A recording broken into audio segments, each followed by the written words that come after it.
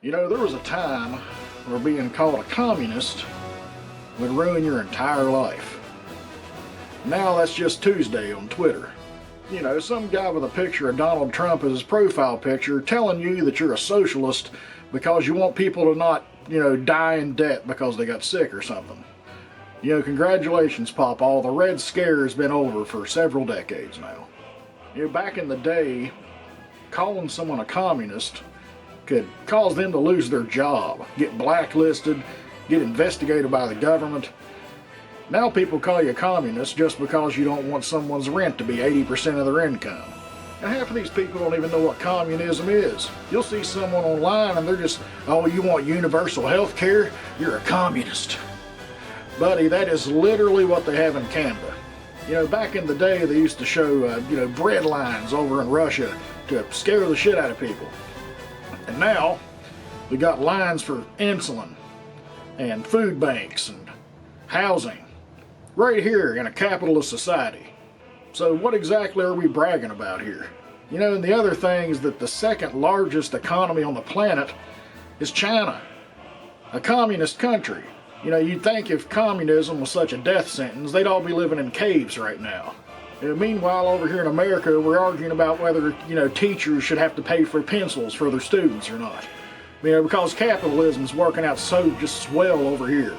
China has massive infrastructure, bullet trains, and they're a manufacturing powerhouse, like the United States used to be. Meanwhile, here in the U.S., we got bridges collapsing, we got 4-hour commutes to work, got now hiring signs everywhere, and you can't get a damn job to save your life. And if you do get a job, it ain't gonna pay for shit. Now, I'm not saying I want to go live in China or anything.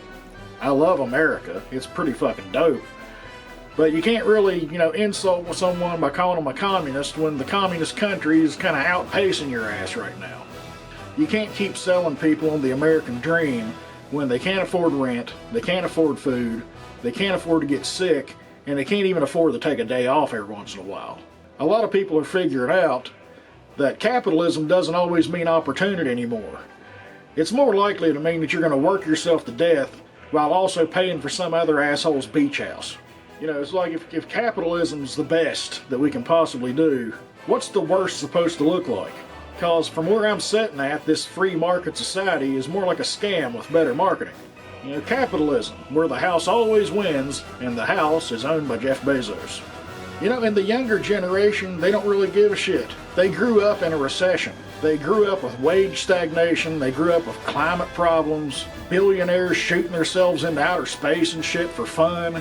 So yeah, whenever you call them a socialist or a communist, they just kind of shrug their fucking shoulders and go, okay, cool, can I pay my rent now? The word communist isn't scary anymore, because that fear just doesn't exist. Nobody's scared of sharing what they've got when they don't really have anything to share.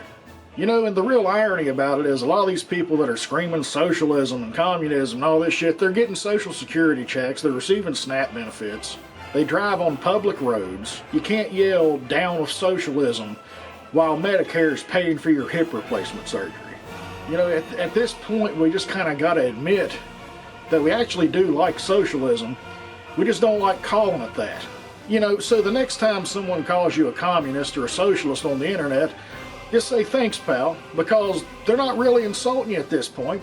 They're just letting you know that you actually care about other people more than some asshole making a profit. And if that's the worst insult they got, you done won the argument. This has been Josh Against the World, and if you guys will excuse me, I gotta go do some crazy communist socialist shit, like pay my taxes and live in a society. I love y'all, mean it. Go ahead and check out the videos that are up on the screen now. And we'll see you next time.